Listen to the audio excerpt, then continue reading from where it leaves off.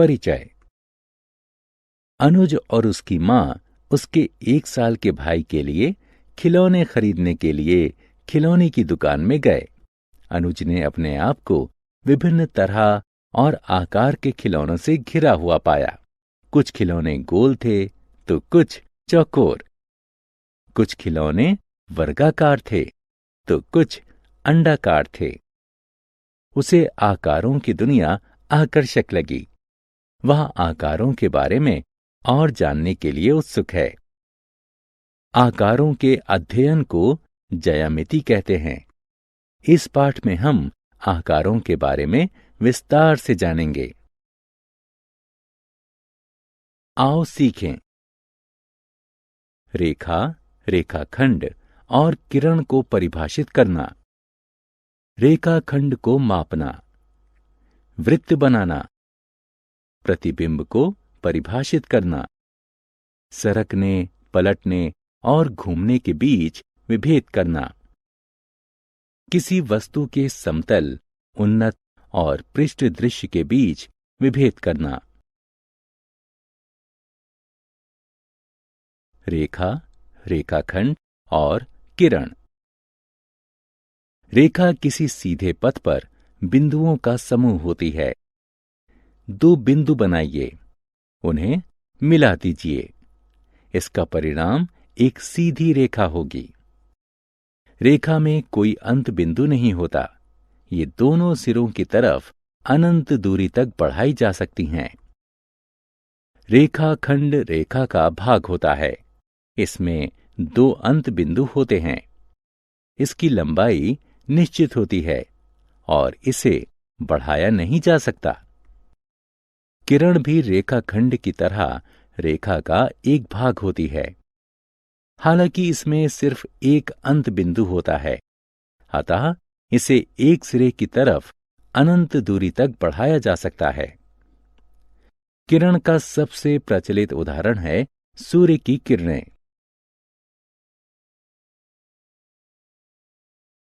रेखाखंड को मापना।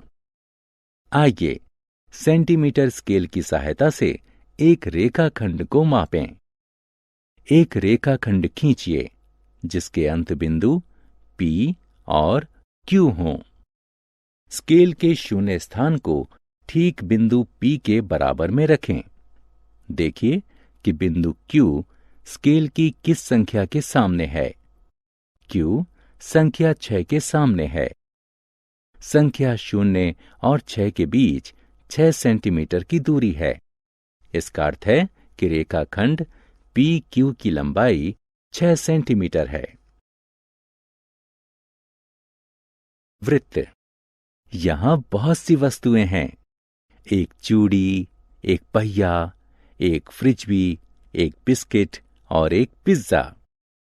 इन सभी में एक चीज सामान्य है और वो चीज है इनका आकार। ये सभी आकार में वृत्ताकार हैं। इनमें से प्रत्येक वस्तु एक वृत्त है। वृत्त का निर्माण। आइए धागे की सहायता से वृत्त बनाना सीखें।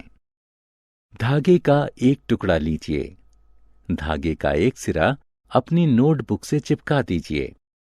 धागे का दूसरा सिरा पकड़ लीजिए और फिर सिरे के चारों तरफ पेंसिल के साथ घुमाइए। देखिए, वृत्त बन गया। फिर सिरा वृत्त का केंद्र है। केंद्र से वृत्त की परिधि तक धागे की लंबाई वृत्त की त्रिज्या है। आकारों को बिछाना या चौपड़ बनाना। रजनी दवा खाने जा रही है। उसने चलते हुए ध्यान दिया कि पैदल पथ पर असमान आकार की टाइलें बिछी हुई हैं। उसने देखा कि टाइलों को बिना किसी अंतराल के एक साथ लगाया गया है। इतना ही नहीं, टाइलें एक दूसरे को आच्छादित यानी ओवरलैप भी नहीं कर रही हैं। टाइलें एक चौपड़ बना रही हैं। चौपड़ ज्यामिति आकारों के आवर्ती प्रयोगों से बनाई गई ऐसी द्विविमीय आकृति है जिसमें आकारों के बीच कोई अंतराल या आच्छादन नहीं रहता। घन और घनाभ का जाल बनाना। त्रिविमीय आकार का एक जाल एक ऐसी व्यवस्था है जिसे समान किनारों पर मोड़ने से एक त्रिविमीय वस्तु प्राप्त होती है। यहाँ पर कुछ जाल दर्शाए गए हैं।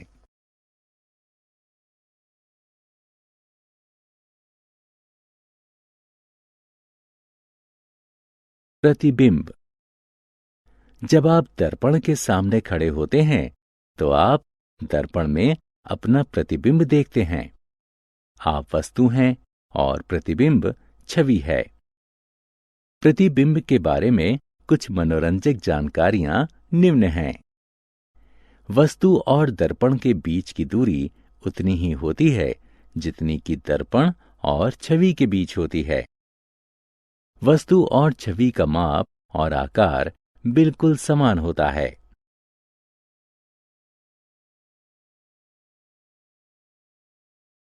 सरकाना, पलटना और घूमना। आपने अपने दैनिक जीवन में सरकना और पलटना शब्द का बहुत बार प्रयोग किया होगा। आइए देखें कि गणित में इनका क्या अर्थ है। किसी वस्तु को बिना उसके माप या आकार को बिगाड़े किसी तल के बराबर आगे बढ़ने को सरकना कहते हैं। अपने दैनिक जीवन में हम सरकाने का प्रयोग देख सकते हैं।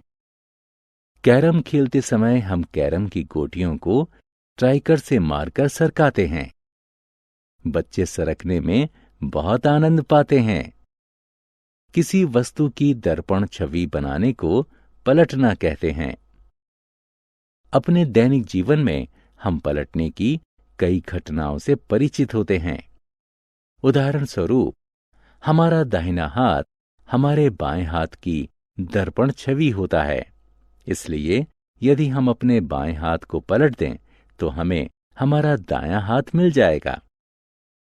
इसी प्रकार दाएं पैर की चप्पल बाएं पैर की चप्पल की दर्पण छवि होती है।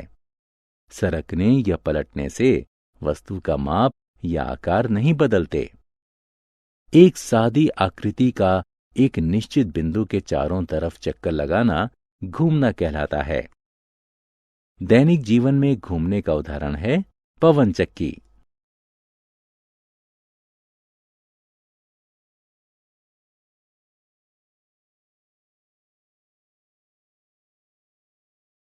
समतल, उन्नत और पृष्ठ दृश्य। किसी वस्तु का ऊपर से देखा गया दृश्य उसका समतल दृश्य कहलाता है। किसी वस्तु का सामने से देखा गया दृश्य उसका उन्नत दृश्य कहलाता है। किसी वस्तु का बगल से देखा गया दृश्य उसका पृष्ठ दृश्य कहलाता है।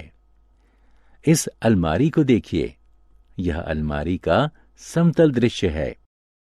ये उन्नत दृश्य है और यह पृष्ठ दृश्य है।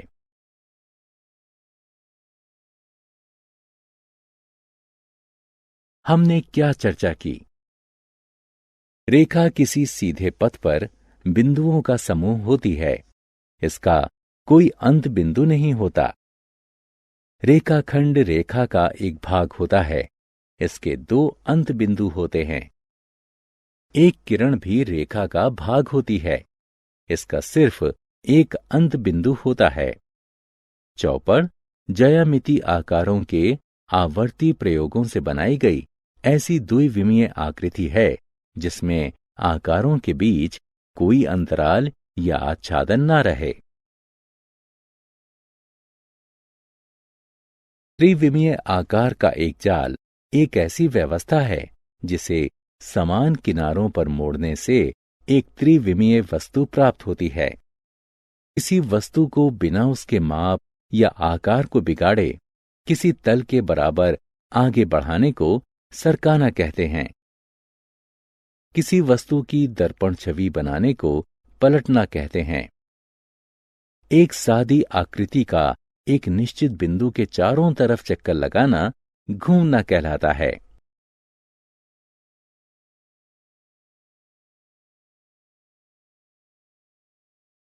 किसी वस्तु को दिखाना ऊपर से समतल दृश्य कहलाता है। सामने से उन्नत दृश्य कहलाता है। बगल से पृष्ठ दृश्य कहलाता है।